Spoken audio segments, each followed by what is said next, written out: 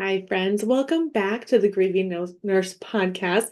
And this episode, we are going to talk about the importance of having a mass said for the dead. So, this is something that has been just part of my life growing up. My grandparents all died when I was pretty young. So, this was something that I just knew that we did. And occasionally, my mom would fill out the little envelope and put it in the church to have a mass said for somebody who had passed away. And but the other day I was coaching, I was doing a group coaching call, and I realized, like, oh, not everybody probably has known that practice or is familiar with that practice. So that was just something that I wanted to talk about today and just to dive into it a little bit deeper. So, the Mass is the highest form of prayer in our church, right? Like we go to the Mass, and so when we have a Mass said for our loved one who has died, it is the highest form of prayer that we can offer them or give to them, right? It's like a gift that we can give to them. There are a lot of saints that talk about it, and I can't remember what her name was. There's like a little book. Um, I've read it and it's about the Mass, and just it's very deep about the Mass. And her name is failing me right now, but um, we talk about offering that to our loved ones who have died because the people in purgatory, they cannot partake in the Mass anymore and they long for that. Another one I've heard, again, I don't know what saint says it or exactly the quote or what the how they said it, but it's about how even the angels wish that they could participate in the Mass like we do. And that we just, we take it for granted, I think, because I know for me, especially, like it's just been there my whole life. It's just been there. Like it's just since I was an infant. It's just part of my every week since I was a baby. So we just, take it for granted or don't appreciate the things that we have sometimes. So the Mass is important, right? And again, I think we all know this in our minds, but sometimes in our hearts, we don't know and understand how truly blessed we are to have that. So, in our faith, we believe that there is a heaven, a hell, and a purgatory. And purgatory, right, means that your soul is not clean completely to be in heaven. So once you're in purgatory, you're not going to go to hell, right? It's not like you can downgrade. But once you're in hell, you can never go up either. You can never go to purgatory, you can never go to heaven. That decision of hell is permanent upon death. Purgatory means like you will be in heaven, but we don't know how long that will take.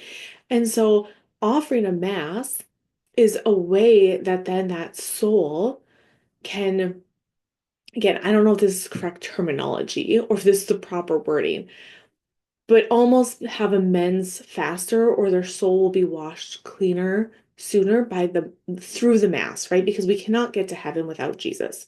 Jesus is the way. So without the mass, we cannot get to heaven. Without Jesus, we cannot get to heaven. So therefore, the souls that are in purgatory, they cannot offer a mass for themselves. So that's where we come in. And that's a beautiful gift that we can offer our deceased loved ones. And it's a tangible act of mercy and love. And so I have always thought too that, okay, if your loved one is in heaven, it doesn't hurt to say the mass for them. That gift is not wasted. Jesus will either allot that gift to somebody else who maybe doesn't have a loved one praying for them, or God does not know time and space, right? So he can take your prayers in the present day after your loved one has died, and if they're in heaven, they don't really need our prayers anymore. And so God can take that prayer that you have offered for your loved one and place it at a moment in their life where maybe they did need the prayers, right? Because God is not trapped to our timeline. And so I've always thought that was very beautiful too, that even if my loved one has died, and if they are in heaven, like God can give my gift back before I was even born, right? Maybe to my parents or to my grandparents to help them through a time where they really needed that. And so I don't know if that's theologically correct, but I just know God can do amazing things. And of course, he's not bound to time. So why wouldn't he do that for our loved ones? Because he loves them so much more than we ever could. And I also think, so with masses being said, I think that it helps us also have a connection to them, even though they have died. It helps us with a sense of purpose or something, some way that we can help them. I know specifically when my mom passed away, right? It was very sudden, it was very tragic. And it's like, you no longer can help them. They're dead. So what are ways that we can help them? Well, of course, by praying for them. And not only that, praying for them in the highest form of offering a mass. And I got this quote, I don't know, I got a couple quotes, but they're from ChatGPT. So I hope they're accurate. I didn't really double check it, but hopefully they are. So this one is from St. Padre Pio, and I love St. Padre Pio. He said, supposedly, per ChatGPT, do not abandon the souls of purgatory. Have masses said for them, and they will help you in life and death. So again, I just think it's a beautiful way for us to connect as the church, as the body of Christ, to still have ways that we can connect to each other through the Mass. So maybe you're wondering, how do I have a Mass said for somebody? Maybe you've never done it before and you're like, what do I even do? How do I do that? So the very first thing you can do is you can call your parish or call a local parish. Sometimes I've had masses said where the person died, right? If I know their parish, like it says often in their obituary, or if the funeral was said at a church, I'll look that up online, and you can. A lot of times too, there's an online form to have a mass request. So you can call the parish, you can request a mass, either through calling, email. Our church, we have in our bulletin, like there's a slip of paper you can fill out and just drop in the collection box, or the collection basket.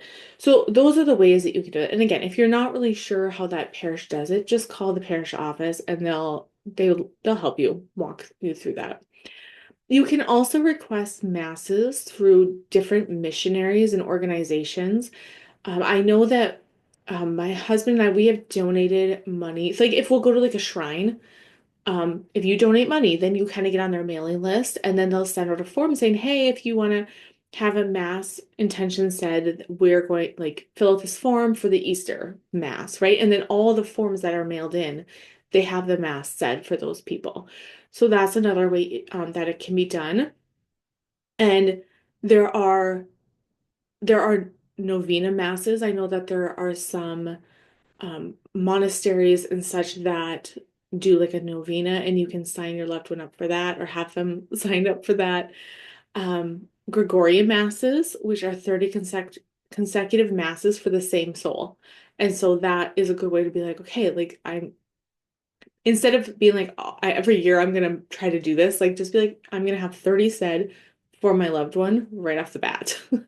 Um, and then you offer a stipend. So what that means is like a donation amount just for, the upkeep of the mass, right? Like again, I don't know if this is technically correct, but I always thought it was like to help pay for the priest's time, right? Like to pay for, well, the candles that are burned there. Like every mass, we're using the candles. And so those are paid for somewhere. Just, for the things take money. And so a stipend helps cover that small amount. I know ours is $10 per mass. I think that's usually kind of the recommended amount. Of course, if you can't give that much, that's fine. And and so it's just, again, a way to help with costs and a way to be like, hey, I would like this offered for my loved one. So maybe you're also wondering like when should I do this? When should I have a mass said? So for my parents, a lot of times we have done them on their birthdays, on their death anniversary, like the day they died. We've had one said for them on their wedding anniversary.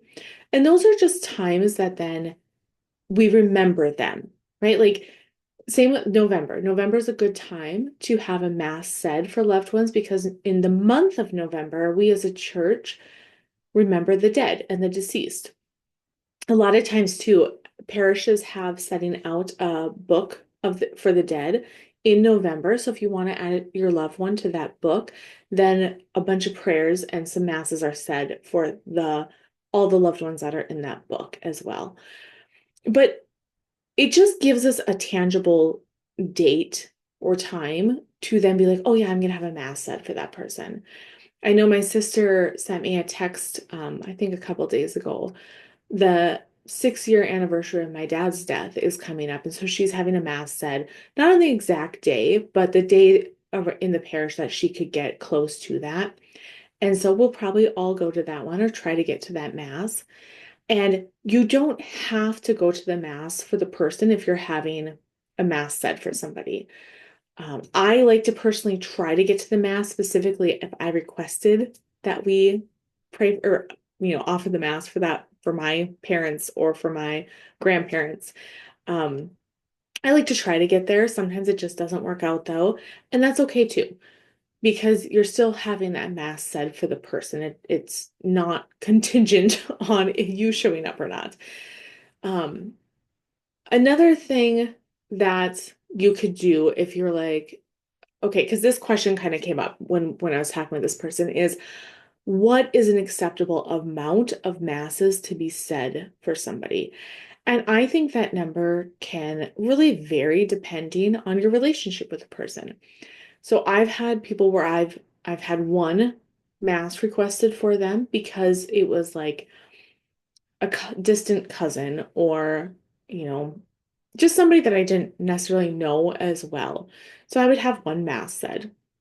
Now for my parents, I try at least every year to have a mass said for each of them. Sometimes it's been more than once a year. But again, like they're my parents, so that relationship is deeper and closer. Now with my grandparents, I would have to say I probably haven't had a mass request of them probably since my parents were alive. I don't know if I've ever personally requested a mass for them. I know my parents used to. Um, but they might be one that now that I'm talking on this podcast to you guys, that I might just add to my phone calendar and be like, oh, have a mass set. And I'd probably pick like their anniversary of their wedding, just so then it's just a day where I can be like, yep, I had a mass said for them. I've had a couple said for aunts and uncles that have passed away. But again, I think that the amount just depends on you and your relationship with them, or if you just feel kind of a nudging or a call to do another one. So it after I had an uncle pass away, I think I had a mass said right away, and then it'd been a couple years, and I kind of felt like, oh, I should probably have a mass said for them again. So I did. I just, filled out the form, called the parish, and just had a mass said for them. And I like to kind of go with that too, just to see okay, the Holy Spirit is nudging my heart. Like that person might need some prayers. Or if I've been thinking about them a lot, like I might have a mass said for them. I think that they might need some more prayers. So that's just how I do it. Again, that's not a right or wrong way to do it, but that's just how I kind of go about it.